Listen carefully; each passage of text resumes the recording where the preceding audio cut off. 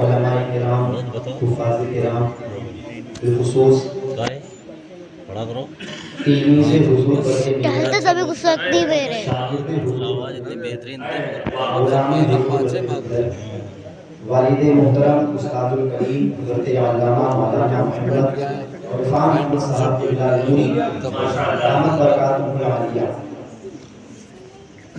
اور ساتھ ہی ساتھ اس علاقے کے حفاظ کرام کا ایک بڑا قافلہ آپ کے سامنے موجود ہے۔ پردے میں بیٹھی خواتین اسلام، ہم عمر ساتھیوں، عزیز بچوں، السلام علیکم ورحمۃ اللہ وبرکاتہ۔ وعلیکم السلام ورحمۃ اللہ وبرکاتہ۔ الحمدللہ رب العالمین، والصلاة والسلام علی سید الانبیاء والمرسلین، جانا ہونا ہے ابھی اس میں اعوذ باللہ من الشیطان الرجیم، بسم اللہ الرحمن الرحیم، قل انما انا بشر مثلکم، صدق اللہ مولانا العلی العظیم، وبلغنا رسولہ النبی الامین المطیع الغفور الرحیم، ونحن على ذلك لمن الشاهدين والشاكرين، والحمد لله رب العالمين۔ رب اشرح لي صدري ويسر لي امري واحلل عقدة من لساني يفقهوا قولي، رب يسر ولا تعسر وتمم بالخير، ربي زدني علما، حسبنا الله ونعم الوكيل، نعم المولى ونعم النصير، لي خمسة تخفي بها حرب الوباء الحاطمة، أي المصطفى والمرتضى ومناهما الفاطمة، گنج بخشے فیض عالم مظہر نور خدا، ناقصارا پیر کامل کاملارا رہنما، غوث اعظم بمنی بے سرو ساما مدد، قبلہ دی مدد کعبہ امام مدد۔ کتب و احادیث میں درود و سلام پڑھنے کے بے شمار فضائل و برکات بیان کیے گئے ہیں۔ اللہ کے رسول سرور کائنات، فخر موجودات، سیاح افلاک صلی اللہ تعالی علیہ وآلہ وسلم کا فرمان عالی شان ہے، جو بندہ مجھ پر ایک مرتبہ درود پاک پڑھتا ہے تو اللہ تعالیٰ اس پر 10 رحمتیں نازل فرماتا ہے۔ سبحان اللہ سبحان اللہ۔ حضور نے فرمایا جو مجھ پر ایک مرتبہ درود پاک پڑھتا ہے اس پر 10 رحمتیں نازل ہوتی ہیں، اور جو 10 مرتبہ درود پاک پڑھتا ہے اللہ تعالیٰ اس پر 100 رحمتیں نازل ہوتی ہیں۔ سبحان اللہ۔ پھر حضور فرماتے ہیں درود پاک پڑھتا ہے اس پر تو 100 رحمتیں نازل ہوتی ہیں، لیکن جو 100 مرتبہ درود پاک پڑھتا ہے تو اللہ تعالیٰ اس کی دونوں آنکھوں کے بیچ میں یہ لکھ دیتا ہے کہ یہ بندہ منافقت سے بھی آزاد ہو گیا ہے، جہنم کی آگ سے بھی آزاد ہو گیا ہے۔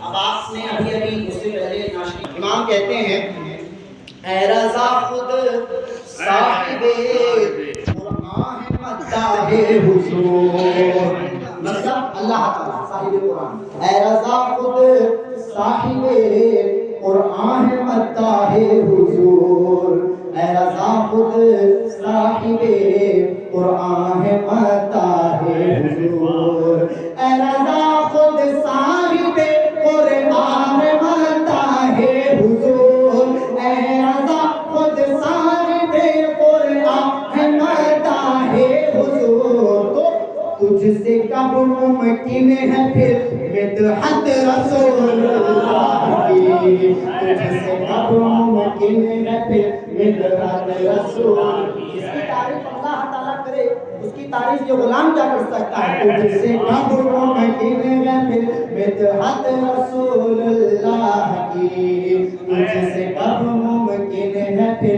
مدحت رسول اللہ کی، دیکھنی ہے حشر میں عزت رسول اللہ کی، دیکھنی ہے حشر میں عزت رسول اللہ کی۔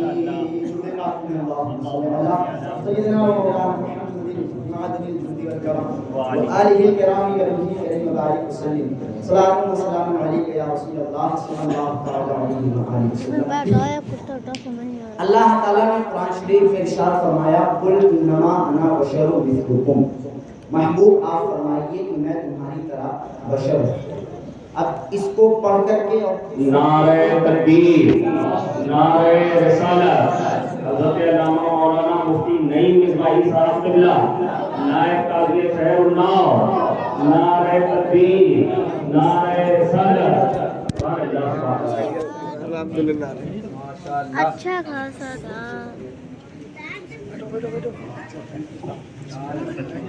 اور بچے کا زیادہ موبائل گر گیا. اللہ اکبر. ہٹو یار. تشریف رکھیں آپ حضرات بیٹھ جائیے.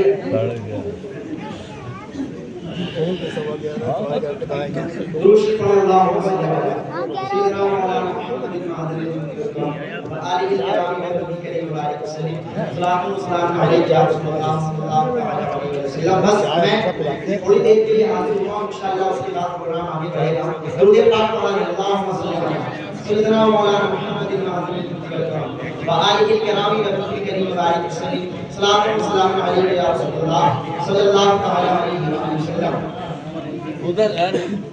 قرآن کہتا ہے یضل بہ کثیر و یہدی بہ کثیر. یہ وہ قرآن ہے جس کو پڑھ کر کے کچھ لوگ ہدایت پا جاتے ہیں، کچھ لوگ گمراہ ہوتے ہیں. یہ قرآن اتنی عظیم کتاب ہے، یہی پڑھ کر کے لوگ گمراہ ہوتے ہیں. تو پھر بات ذہن میں یہی آتی ہے کہ جب اس قرآن کو اشرف علی تھانوی پڑھتا ہے تو گمراہ ہوتا ہے، احمد رضا پڑھتے ہیں تو ہدایت پاتا ہے. اس قرآن کو جب رشید احمد گنگوہی پڑھتا ہے تو گمراہ ہوتا ہے، احمد رضا پڑھتے ہیں تو خود بھی ہدایت یافتہ ہو جاتے ہیں، اپنے ماننے والوں کو بھی ہدایت والے بن جاتے ہیں. امام کی جو پیروی کرتے ہیں وہ بھی ہدایت والے بن جاتے ہیں. اب اللہ تعالیٰ نے یہاں پر حضور سے فرمایا کہ اے محبوب آپ فرمائیے، قل آپ فرمائیے انما انا بشر مثلکم، میں تمہاری طرح بشر. تو اب اس سے لوگوں نے سمجھا کہ سرکار ہماری طرح بشر ہے. جیسے لوگوں نے کہا ہمارے بھی دو ہاتھ، حضور کے بھی دو ہاتھ، ہماری دو آنکھ، حضور کی بھی دو آنکھ، ہماری دو ٹانگ، سرکار کے بھی دو قدم ناز. لیکن اس کا یہ مطلب نہیں ہے. ہمارے اور حضور کی زندگی میں اور ہمارے اور حضور میں اتنا فرق ہے، اتنا فرق ہے، اتنا فرق ہے کہ اگر اسے بیان کیا جائے تو بیان کرنے والے کی زندگی ختم ہو سکتی ہے، فرق نہیں ختم ہو سکتا. اتنا فرق. ہم اگر اچھے پانی میں بھی تھوک دیں تو اچھا پانی بھی خراب ہو جائے. اور میرے نبی اگر جابر کے آٹے میں لعاب دہن شامل فرما دے تو آٹے میں برکت پیدا ہو جائے. ہم جب کیچڑ پہ پیر رکھتے ہیں تو ہمارے پیر کا نشان بنتا ہے، اور نبی جب کیچڑ پہ پیر رکھتا ہے تو اس کے قدم کا نشان نہیں بنتا ہے. جب نبی ٹھوس پتھر پہ پیر رکھتا ہے تب نبی کے قدم کا نشان بنتا ہے، اور ہم جب ٹھوس پتھر پہ پیر رکھتے ہیں تو ہمارے پیر کا نشان نہیں بنتا. ہمارے پسینے میں آتی ہے بدبو، کوئی بغل میں بٹھانا نہ پسند کرے. اور حضور کا پسینہ دلہن کو دے دیا جائے تو 1 2 4 نہیں، دلہن کی 7 نسلیں خوشبودار ہو جائے، دلہن کی 7 رشتے خوشبودار ہو جاتی. واللہ مل جائے میرے کل کا پسینہ مانگے نبی عطر نہ پھر چاہے دلہن پھول. امام میرے نبی کے پسینے کو کس طرح بیان کر رہے ہیں. تو سرکار ہماری طرح عربی نہیں ہو سکتے ہیں. بس 4 چیزوں سے میں ثابت کروں گا کہ حضور ہماری طرح نہیں ہے. زکات کی مثال دوں گا، نماز کی مثال دوں گا، حج کی مثال دوں گا، روزے کی مثال دوں گا. بہت تیزی کے ساتھ بالکل بھی وقت نہیں لگاؤں گا. سب سے پہلے زکات کو سمجھ لو. زکات کیا ہے؟ قرآن کہتا ہے وَأَقِیمُوا الصَّلَاةَ وَآتُوا الزَّکَاةَ، نماز قائم کرو، زکات ادا کرو. زکات کیا ہے؟ زکات کس کو دینی ہے بھائی؟ زکات جو زکات کے قابل ہے اسے دی جائے گی. جو زکات والا نہیں ہے اس پر زکات، یعنی جو مفلس اور غریب اور مسکین نہیں ہے اسے زکات نہیں دی جائے گی. مالدار آدمی زکات نہیں لے سکتا، مالدار آدمی کو زکات دینا حرام ہے. زکات غریب لے گا، لیکن یاد رکھو کسی بھی سید کو آپ زکات نہیں دے سکتے. کسی بھی سید کو آپ زکات نہیں دے سکتے. سید ماشاءاللہ ہمارے محترم جناب انور صاحب کو آپ زکات نہیں دے سکتے. کیوں؟ کیونکہ یہ آل رسول ہے. یہ آل رسول ہے، یہ سید ہے. سید زکات نہیں لے سکتا چاہے کیسی ہی سچویشن کیوں نہ آ جائے. سید زکات نہیں لے سکتا. وجہ واٹ از ریزن؟ کیا وجہ ہے کہ اے میرے آقا یہ زکات آپ کے امتیوں کا مال ہے، آپ کے غلاموں کا مال ہے، آپ کے چاہنے والوں کا مال ہے. اگر یہ مال آپ کے غلام پہ لگ جائے تو حرج کیا ہے؟ اگر ہمارا مال زکات کا آپ کی اولاد کو ہم دے دیں تو اس میں کیا حرج ہے، اس میں کیا دقت ہے؟ لیکن میرے آقا نے فرمایا نہیں، ساری دنیا لے سکتی ہے پر میری اولاد کو میں نہیں لینے دوں گا، میری اولاد کو میں نہیں لینے دوں گا۔ وجہ یہ ہے، میرے آقا نے اپنی اولاد پر زکات لینا حرام اس لیے کر دیا تاکہ کل آنے والا کل کو کوئی اسلام کا دشمن یہ نہ کہنے پائے کہ محمد عربی نے اپنے بچوں کا پیٹ بھرنے کے لیے اسلام کو چلایا تھا، محمد عربی نے اپنی اولاد کی پرورش کے لیے اسلام کو چلایا تھا۔ دنیا کو پتہ چل جائے کہ محمد نے اپنے بچوں کا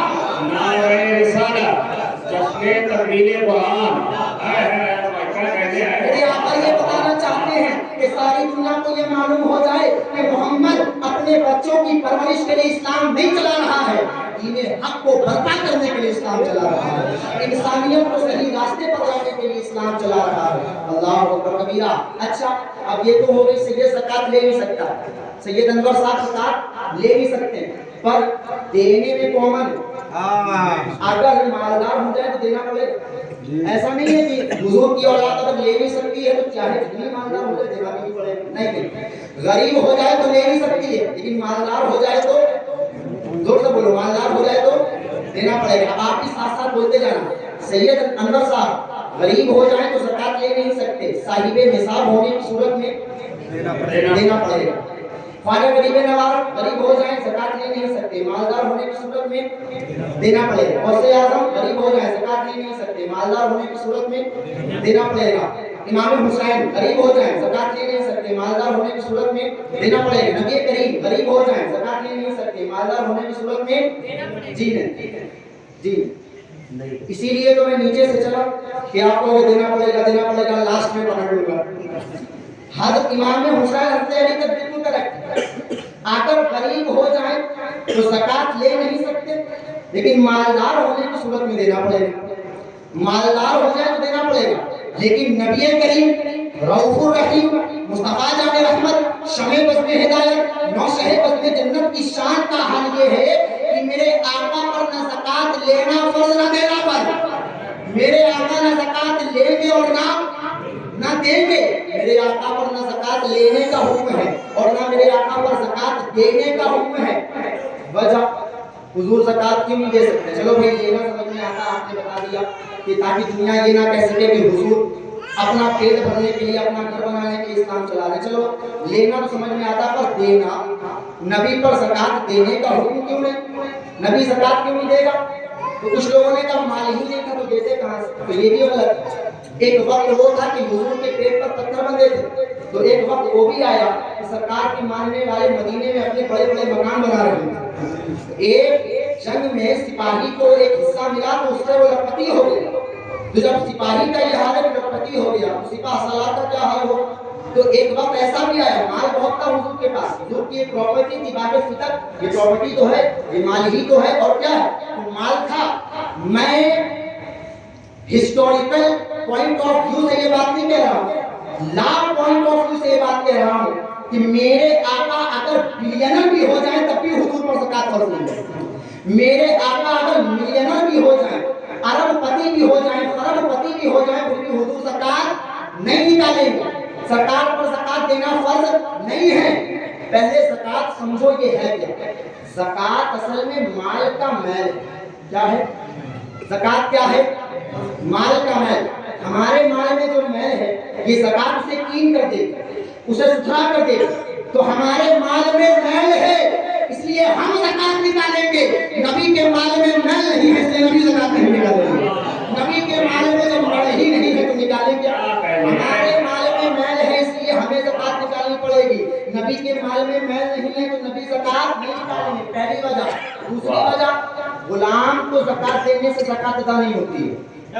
غلام کو زکات دینے سے زکات ادا، اب غلام کا مطلب آج کا غلام ہے سروینٹ، انگلش میں جسے کہتے ہیں نوکر کو سروینٹ۔ سروینٹ کا کیا مطلب ہے؟ سروینٹ جو ہوتا ہے وہ ہمارے گھر آیا، اس نے جھاڑو پوچھا کیا، 30 دن کیا، مہینے کی آخری تاریخ میں ہم نے اس کو 5000 روپے دے، تو وہ ہمارا نوکر نہیں ہے، ہمیں ضرورت ہے کام کی، اس کو ضرورت ہے پیسے کی۔ کوئی کسی کا نوکر نہیں، یہ ہے کمپرومائز، یہ کہلاتا ہے کمپرومائز۔ یہ کسی کی کوئی نوکری نہیں کر رہا ہے، نوکر کو پیسے کی ضرورت ہے اور مالک کو محنت کی ضرورت ہے. یعنی leader is needed to labour and labour is needed to money. Both are needed. دونوں ضرورت مند ہیں. Both are needed. دونوں کو ضرورت ہے. یعنی جو مالک ہے اس کو کام کی ضرورت ہے اور جو مزدور ہے اسے پیسے کی ضرورت ہے. تو کوئی کسی کا غلام نہیں ہے. غلام اسلام میں ایک الگ سے اصطلاح ہے. کوئی اسلام پر حملہ کرتے ہوئے، کوئی اسلام کا دشمن مسلمانوں پر آ جائے، حملہ کرنے لگے اور پھر مسلمان اس کا ڈیفنس کرے، مسلمان ڈیفینسو اٹیک کرے اور ڈیفنس میں اسے پکڑ لے، تو اب وہ مسلمان کا غلام ہو گیا. جس نے پکڑا وہ اس کا غلام ہو گیا. یہ غلام کہلاتا ہے. اب اس غلام کا حال یہ ہے کہ اس غلام کے تن پہ جو کرتا ہے اس کرتے کا مالک بھی میں. جب میں نے پکڑا تو اس غلام کے سر پہ جو ٹوپی ہے اس ٹوپی کا مالک بھی میں. اس غلام کے ہاتھ پیر کا مالک میں. اس غلام کی ہر چیز کا مالک میں.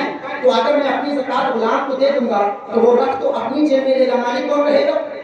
مالک کون رہے گا؟ میں خود ہی رہوں گا نا. اگر میں نے غلام کو زکات دے دی تو غلام کی ہر چیز کا مالک میں ہوں. اگر میں نے غلام کو زکات دی اس نے رکھ لی اپنی جیب میں پر مالک میں ہی رہا. تو اسی لیے غلام کو زکات دینے سے زکات ادا نہیں ہوتی ہے. اے میرے آقا، اگر آپ پر زکات دینا واجب ہوتا تو آپ زکات دیتے تو دیتے کس کو؟ ساری دنیا تو آپ کی غلام ہے. ساری دنیا تو آپ کی غلام ہے. ابو بکر کو دے تو غلام ہے، عمر کو دے تو غلام ہے، عثمان کو دے تو غلام ہے، بلال کو دے تو غلام ہے، طلحہ کو دے تو غلام ہے، زبیر کو دے تو غلام ہے، ابو ایوب انصاری کو دے تو غلام ہے، ابو ذر غفاری کو دے تو غلام ہے، صحابہ کو دے تو غلام ہے، اپنے غلاموں کو دے تو غلام ہے. اور یا رسول اللہ، یہ ساری دنیا آپ کی غلام ہے. اور جو آپ کا غلام نہیں وہ مسلمان نہیں.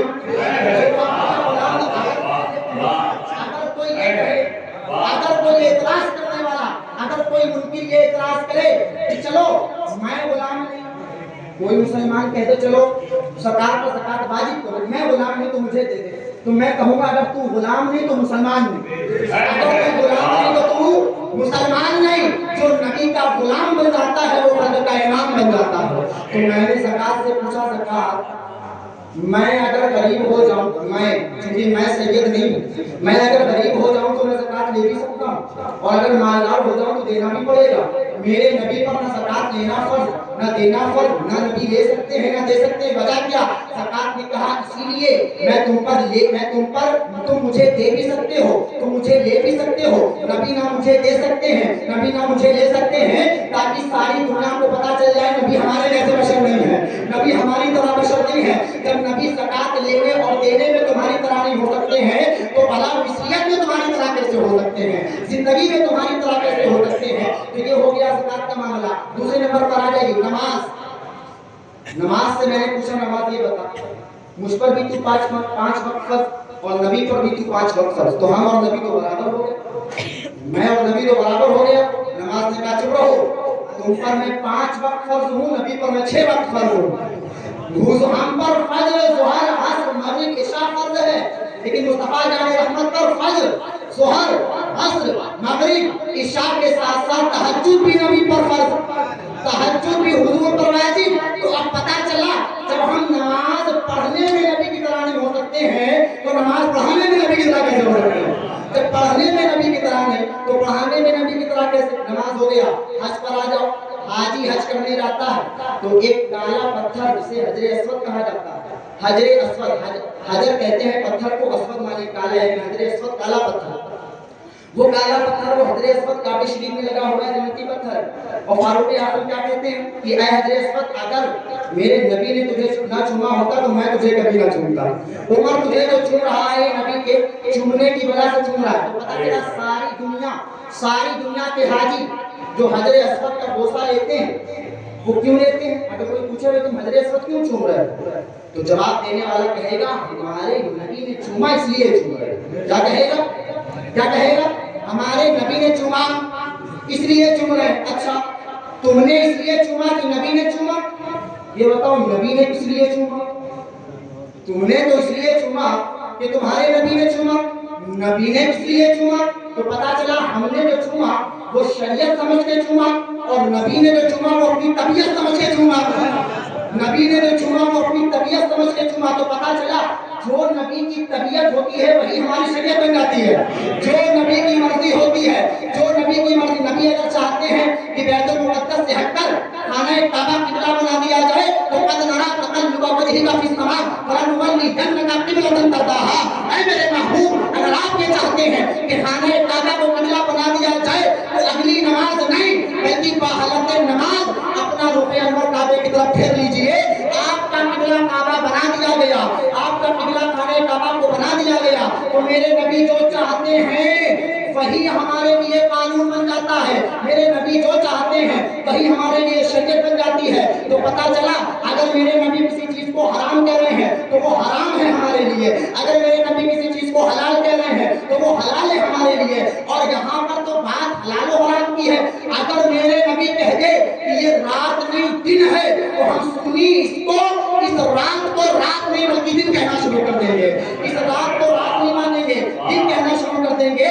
इसलिए कि हम ये जानते हैं वमा यंतिकु अनिल हवा इन हुवा इल्ला वह्युन यूहा, मेरे नबी की ज़बान से जो निकलता है वो नबी की मर्जी का नहीं होता है, खुदा की मर्जी का होता है, अल्लाह की मर्जी का होता है, अल्लाह की वही जानिब से, अल्लाह की जानिब से होता है। तो इसीलिए हमारा ये अकीदा है कि आसमान गिर सकता है और गिरते रहेगा, जमीन फट सकती है और फट के रहेगी, लेकिन ज़बान मुस्तफ़ा से जो कलिमात निकल गए हैं वो कभी गलत नहीं हो सकते हैं।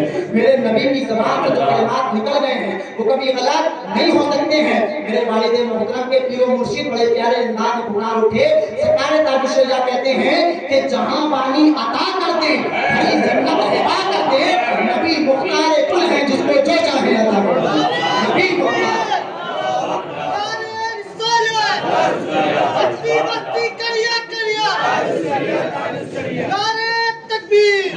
नबी मुख्तार कुल है जिसको जो चाहे अता कर दे। बस तीन चीजें हो गई, आखिरी और बचा है रोजा। यानी पता चला ज़कात लेने और देने में नबी की तरह नहीं, नमाज पढ़ने पढ़ाने में नबी की तरह नहीं, हज करने कराने में नबी की तरह नहीं। चलो रोजा देख लो, रमजान चल रहा है, रोजा आप भी रहते हो, रोजा मैं भी रहता हूँ, सब लोग रोजा रखते हैं, जो नहीं रखते हैं अल्लाह ताला उनको रखने की तौफीक अता फरमाए, बिल्कुल रखना चाहिए। देखिए नमाज की जज़ा, नमाज के बदले जन्नत है, हज के बदले जन्नत है, ज़कात के बदले जन्नत है। और हुजूर फरमाते हैं, हदीस कुदसी के अल्फाज है कि मेरे महबूब बंदों को बता दो कि रोजे की जज़ा मैं खुद हूँ और मैं ही अपने बंदे को रोजे की जज़ा दूंगा, रोजे का बदला दूंगा। तो रोजा अल्लाह के लिए है, बाकी और किसी के लिए नहीं है, रोजा फकत अल्लाह के लिए। अब रोजा आप समझिए, सौमे विसाल, सौमे विसाल का मतलब होता था बिना सहरी और बिना अफ्तारी का रोजा, और कई कई दिन तक ना सहरी ना अफ्तारी, कंटिन्यू रोजा ही रहता है। हुजूर सौमे विसाल फरमा रहे। अब सहाबा की जमात एक ऐसी है कि दश्त तो दश्त है, दरिया भी ना छोड़े हमने, बहरे जुल्मात में दौड़ा दिए घूमे हमने। ये वो सहाबा की जमात है जिनके बारे में कुरान कहता है रज़ी अल्लाहु अन्हुम व रज़ू अन्हु, कि अल्लाह इनसे राजी है, ये अल्लाह से राजी है। ये सहाबा की जमात, सहाबा ने देखा हुजूर सौमे विसाल फरमा रहे, तो हुजूर को देखकर सहाबा ने भी सौमे विसाल रखना शुरू कर दिया, यानी बिना सहरी और बिना अफ्तारी का रोजा रखना शुरू कर दिया। और हुजूर ने देखा कि मस्जिद में जो है नमाजियों की तादाद कम हो गई, मस्जिद में नमाजी कम हो गए। सरकार ने पूछा भाई क्या बात है, आजकल नमाजी कम क्यों हो गए? अर्ज़ की गई हुजूर आपका देखा देखी सहाबा सौमे विसाल कर रहे हैं, बिना सहरी बिना अफ्तारी का रोजा रख रहे हैं। तो हुजूर ने उन्हें बुलवाया, फरमाया तुम ये क्या कर रहे हो? कहा हुजूर आप ही तो कर रहे हैं, अगर हम कर रहे हैं तो हम आपका देखा ही देखी तो कर रहे हैं। मेरे आका के अल्फाज सुनो, हुजूर फरमाते हैं अय्युकुम मिस्ली, तुम में से कौन मेरी तरह है, तुम में से कौन मेरी तरह है? इन्नी अबीतु युतइमुनी रब्बी व यस्कीन, मैं तो इस हाल में रात गुजारता हूँ कि मेरा रब मुझे खिला भी देता है पिला भी देता है। मैं तो इस हाल में रात गुजारता हूँ कि मेरा रब मुझे खिलाता भी है पिलाता भी है। तो मेरी बराबरी ना करो, अय्युकुम मिस्ली, तुम में से कौन मेरी तरह है? पता चला एक तरफ कुरान सरकार से कहवा रहा है कि महबूब कह दो मैं तुम्हारी तरह हूँ, और एक तरफ हुजूर खुद कह रहे हैं कि कौन है तुम में से मेरी तरह, कौन है तुम में से मेरी तरह। पता चला कि सरकार हमारे मिस्र हरगिज हरगिज हरगिज नहीं हो सकते हैं। आखिरी जुमला कहकर के अपनी गुफ्तगू को समेटता हूँ कि नमाज इबादत है, रोजा इबादत है, हज इबादत है, ज़कात इबादत है, ये सब इबादत है, अल्लाह की बंदगी है। तो मैं कहना ये चाहता हूँ कि کہ جب ہم بندگی میں نبی کی طرح نہیں ہو سکتے ہیں تو زندگی میں نبی کی طرح کیسے ہو سکتے ہیں؟ زندگی میں نبی کی طرح کیسے ہو سکتے ہیں؟ بس جب بندگی میں بندہ نبی کی طرح نہیں بن سکتا ہے پھر عام سی زندگی میں نبی کی طرح بننا بھول جاؤ، بلکہ بس یہ کہو کہ خلد میں ہوگا ہمارا داخلہ، اس شان سے ہم یا رسول اللہ کا نعرہ لگاتے جائیں گے۔ اللہ تعالیٰ کی بارگاہ میں دعا ہے مولا پاک جو کچھ سنا ہے اس کو یاد رکھنے، اس پر عمل کرنے اور اس کو دوسروں تک پہنچانے کی توفیق عطا فرمائے، آمین۔ وآخر دعوانا الحمدللہ رب العالمین۔ السلام علیکم ورحمۃ اللہ۔ ماشاءاللہ